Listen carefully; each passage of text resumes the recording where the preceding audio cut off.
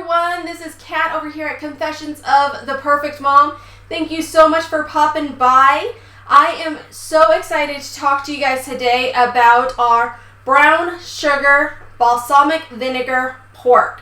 It is an absolutely amazing dish that mixes all the best things of sweet from the brown sugar. You're going to get that little sour bite from the vinegar. We're going to put some red chili flakes in here so you get a nice little heat punch. So it covers like all the bases for all the taste. And it packs an absolutely amazing punch. And it is an easy dinner that we're going to let your Instant Pot do all the cooking. So we're going to throw it in. We're going to let this do the work. And we're going to have an amazing meal that all of your kids will like, with it being gluten-free, dairy-free, easy, and on the table. You can't beat it. So stick around and we're going to show you how to do that. Before we get to that though, make sure you are subscribing to my channel. That way you don't miss any more amazing recipes and cooking tips and tricks coming up. Most of our channel is gluten-free and dairy-free. So that's always a winner because learning to cook that way is definitely a learning curve. So make sure you are subscribing to the channel. Alrighty guys, let's go ahead and make this amazing dish. Alrighty guys, so this is the brown sugar balsamic pork. My family absolutely loves it. It's super easy. You need just a few ingredients. It is a little time consuming, only in the same way that your crock pot is time consuming. So the Instant Pot is going to do all the heavy lifting. It's going to do all of the work for us. It makes things really easy. But you have to wait for it to come to pressure. And we're going to let it completely natural depressure. We're not going to pop it early. And it's a 90-minute time. So with all that in mind, it does take a little bit extra in the Instant Pot just to get it all going. So we have a pork tenderloin. I really like these. It's, it's boneless. It's easy to do. But I really like them because I shop at Kroger. And they're often buy one, get one free. So this alone is going to make 2 meals for my family. And we're going to get another one for free. So it's 4 meals, which is super awesome. So we're going to go ahead and you're going to put this just direct into the Instant Pot. I call it Insta Pot. I know it's supposed to be Instant Pot. But does anyone else call it an Insta? I just think it sounds so much nicer.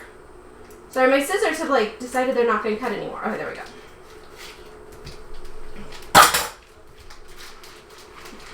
Okay.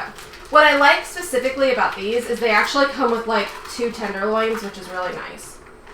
So we're going to go ahead and just put those right in there.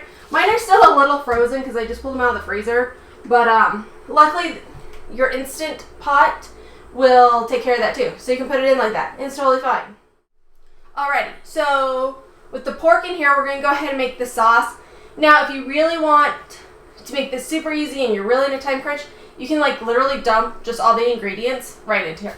But I like to mix it up just a little bit because it makes me feel like I've done more cooking. And I like that it's going to completely dissolve the brown sugar. So, you're going to put about a cup of unpacked brown sugar in there. You need roughly a cup or so of balsamic vinegar. Now, I will let you know that this turns out really, really balsamic vinegary stuff. So if you like balsamic vinegar, it's awesome. If you're not sure if you like balsamic vinegar or balsamic vinegar is, too strong of a taste, I would highly recommend cutting this in half and doing half a cup of balsamic vinegar and half a cup of chicken broth. And it's going to cut down the acidity quite a bit. But my family, we're kind of balsamic vinegar addicts. We love it on everything. So, shoot, my kids even put this on pizza. So, we do it straight. But again, if you don't like it that much, if it's too strong of a flavor, cut it in half. So half of this, half chicken broth. We're going to go ahead and dump that in. You are going to want, since this is gluten-free, instead of using soy sauce, because soy sauce has gluten, which I had no idea. We use coconut Aminos, which tastes very, very similar to soy sauce. I actually think that it's slightly sweeter than traditional soy sauce and not quite as salty. So I actually like it way better. So you're going to want, you know, half a cup or so of this, which if you can see, I'm a little short, which is fine. Like, the recipe is very forgiving. So you're going to put that in there. And then because I don't want this all just sweet and acidy, I like a little spice to it. Last ingredient, crushed red peppers. So, I mean, this really is going to depend on how much heat you like in your things. We really like having that sweet, savory, spicy combo. But I don't want it to be too spicy because, you know, otherwise my toddler tends to turn his nose up at it. So that is it. It is literally your pork, and then we have 4 ingredients. The balsamic vinegar, coconut aminos, brown sugar, and the crushed red pepper. And that is it. So I'm going to go ahead, and again, I like to stir it all up because I like the vinegar to dissolve the brown sugar. Because otherwise you run into spots of this pork that end up that like have clumps of brown sugar. And nobody likes that. Nobody wants to eat a clump of brown sugar. I mean, or maybe you do. And if you do, drop me a note below. Okay. So you have your sauce all nice and mixed there. And you're just going to dump it right on top of the pork.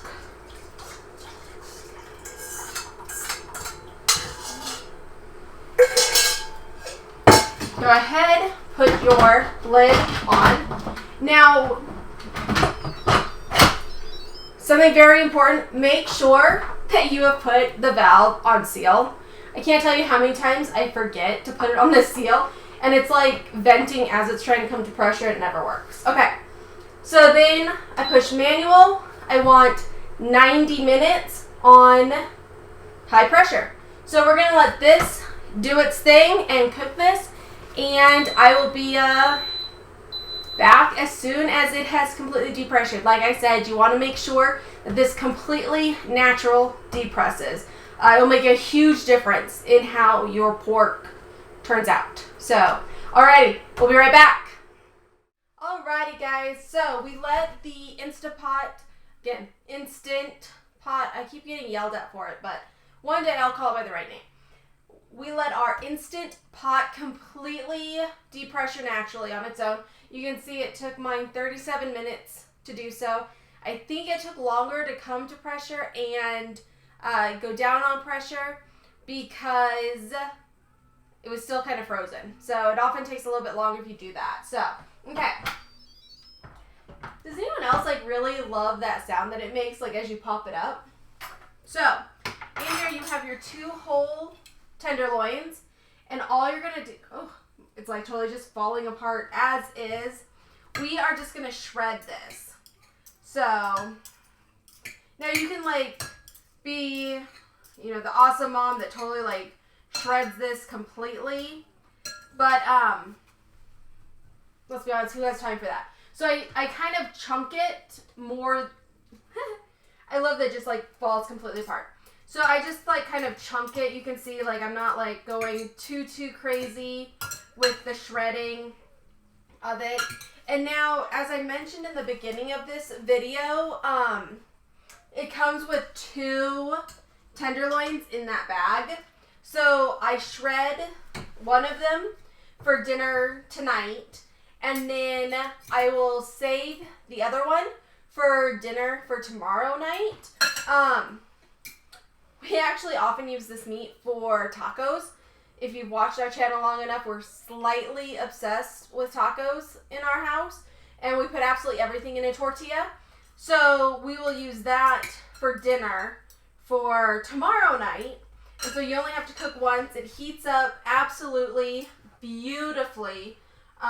Plus, it taste really amazing the next day because it has soaked and sat in the juice for, 24 hours, which marinating meat always tastes amazing.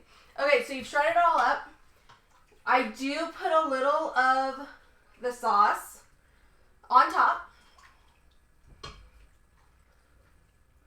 So, it doesn't have to be a whole lot, but just like 2 ladles full. Can you guys see? Can you see all the steam coming off of it? I love pulling stuff out of the Instant Pot because you get this awesome steam effect going. So, there you go. And it is awesome. You can serve it just like this. You can serve it, we like it best over mashed potatoes with some peas. You can put it over pasta, in a burrito. What's really great, you're going to have that sweet from the brown sugar. You're going to have the spice from the chili peppers. You're going to have that acidity from the balsamic vinegar and that slightly sour taste. So it really does pack a really flavorful punch, if I can talk today. So awesome. Thank you guys so much for watching. Make sure you subscribe to my channel so you don't miss any other recipes and tips and tricks that we have coming up. So make sure you hit subscribe. Make sure you are hitting that bell button so you get notified. And we will catch you guys soon. Thanks so much.